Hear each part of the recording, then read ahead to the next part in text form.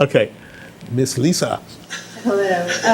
So a number of my questions have already been sort of touched on, but just to follow up on one of them, if I understand correctly, it's mankind's destiny to sort of advance the universe as the most complex and extraordinary, I think is your word, product of the universe. But it seems that through our quest for potential, we seem to be destroying our environment. Right. And I wondered if you think that somehow the order of the universe is sort of off balance in some way, or why this is happening. Fair. Okay, very fair question. I deal with it. So remember, because I'm bad, I have weapons in reserve for you guys. I'm bad. So remember, I said initially a hypothesis, because I have to deal with your question. It's the basic question of why is there evil? That's an answer. That's a corollary of that question. Why is there evil at all? At all. Okay. So remember, I can only hypothesize in good faith that the origin point was zero. Yes, I take it from there that zero. How do I take it from there? I didn't articulate here. Zero split into pluses and minuses, and good and evil, male and female. That the only way it could split was to split into pluses and minuses, good and evil. That's the only way out of the void. It's part of the hypothesis. The only way out of the void was there to be also negativity. And therefore, moving this to the last paragraph, the last chapter of my first book, that God forbid, if a youngster is killed in a car accident or by a malicious gang, the possibility of evil helped ignite creation, according to this hypothesis.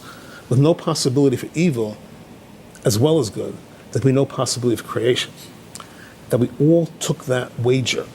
We all placed our bets on that type of universe. You and I included, somehow retroactively.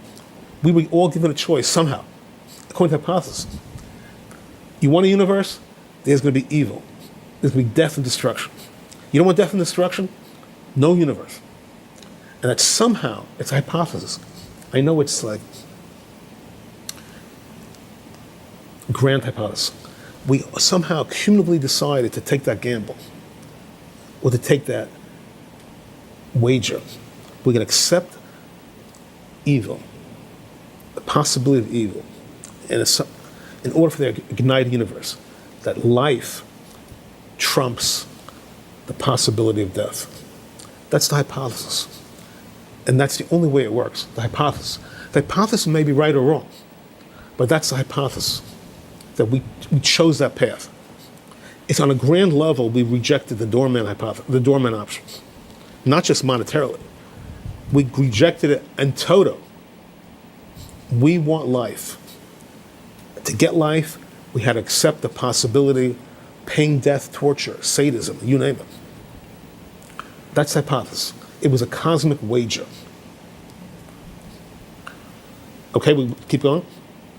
Okay. Well, I mean, I wasn't so much talking about evil, but just basically progress kind of leading to destruction. I know, I'm just taking it to the extreme. Right. I'm taking your question to a more extreme question. Right. Yes, your question is obvious, yes. I mean, obviously it's a fair question. I'm taking more extreme. Why is there Holocaust? Why is there genocide? I'm taking your question to the extreme. Mr. David Birnbaum, why is there genocide? Am I taking your question to the extreme? Yeah, but I'm just wondering, I mean, maybe we're not the most extraordinary product of the universe. Maybe a whale is, and maybe... Well, it's a different question. They should be advancing. No, the thing is, are we finished? Is the universe finished? How will it look a million years from now? So I would not bet against there being a more evolved life form 1,000 million years from now. Yes, I'm sure the whale might think it is the most advanced. Maybe it is. It doesn't hurt anybody. It doesn't cause war and destruction. Right. And we may not fully understand. And we don't understand, right. And maybe the little porpoise we killed or we harvest is much more extraordinary than we are. It's all possible. Right. But it seems that we're the most complex. That is pretty much agreement. they were the most complex entity to bestride and wreak havoc on the planet, And typically the more complex, the more possibility for the extraordinary, also more possibility for destruction. They're sort of both true simultaneously. So I think that the universe as a principle stresses what I call E+, extraordinariation. I think religion head towards that by saying the world to come. I think that's really where they're headed. But in this hypothesis, that zero is heading towards E+, and itself does not quite sure what E+ is. We try dinosaurs. We try whales. We try humans. The universe is not sure. Zero is not quite sure exactly where E+ is, or would it go in there in the first, try to go that quicker route. If it could. Nor do I. And we don't know what weight to give different things. To give morality 99% weight, to give beauty a lot of weight, give mercy a lot of weight. In the realm of extraordinary.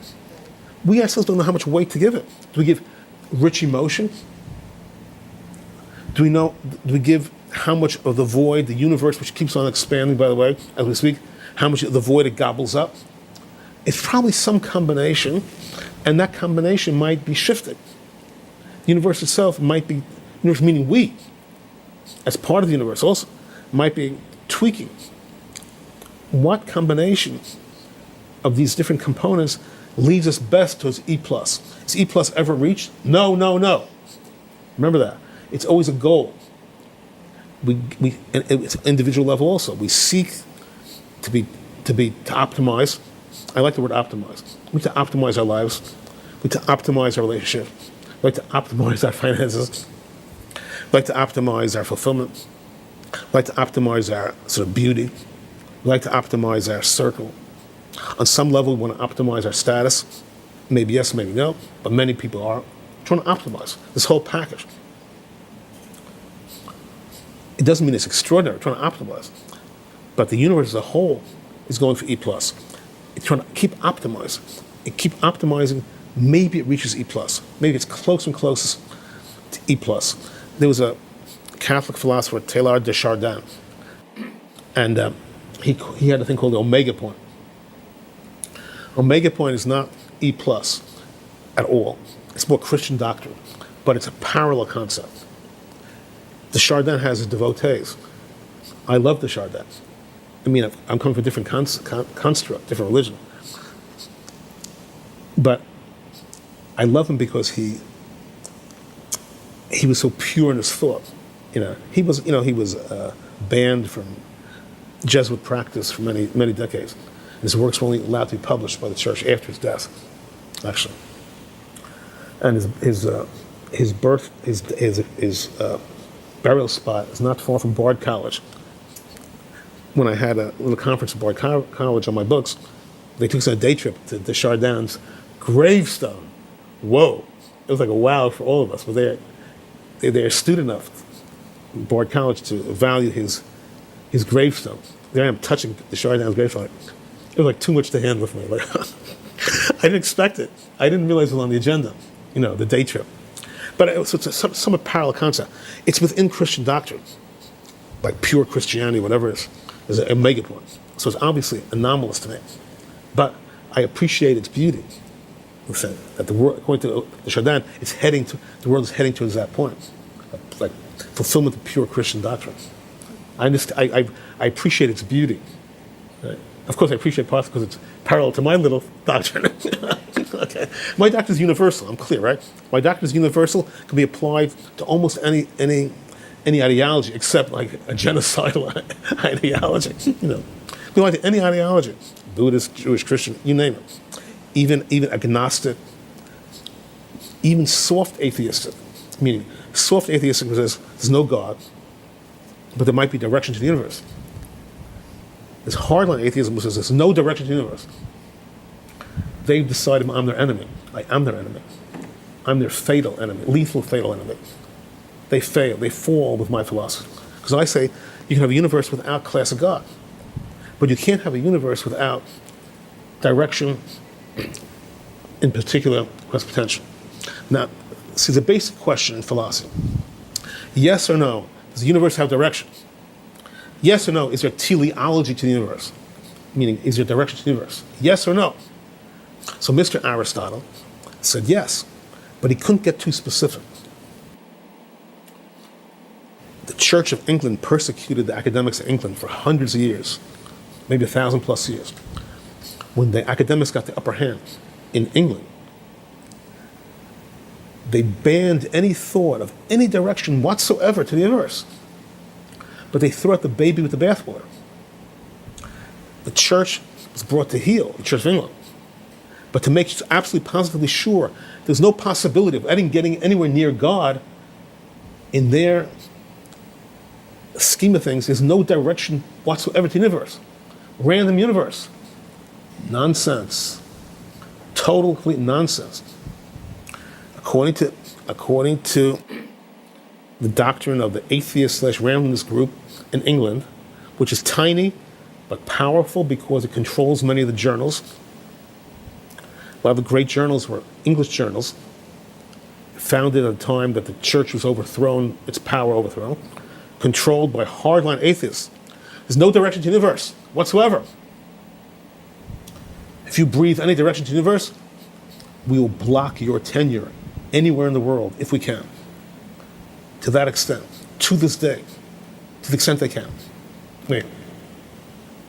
So, to them, there's no teleology, no direction to the universe. Now, remember, there's an old quack science called alchemy that can go from lead to gold. But random universe is much worse than that. According to them, you can go from zero to the universe as we know it today, randomly. It makes alchemy look like hard science, basically. So I'm going to take this a little further. It's important to know. So they say, Mr. Scientist, and frankly, Oxford and Cambridge is peppered with these boys. I'm sure they did well in school. I'm sure they got 801 out of 800 on the SATs. They got their professorship at Oxford, and they bonded as a group, as a club. They pat each other on the back. They give each other Nobel Prizes, literally. Okay? Everything is random. And really, how do we get this universe? How do we get this expletive universe? Well, what's the answer? Their answer is, well, there must be infinite universes. And in this particular infinite, one of infinite universes, everything just happened to work out. Males and females evolved in tandem randomly over billions of years.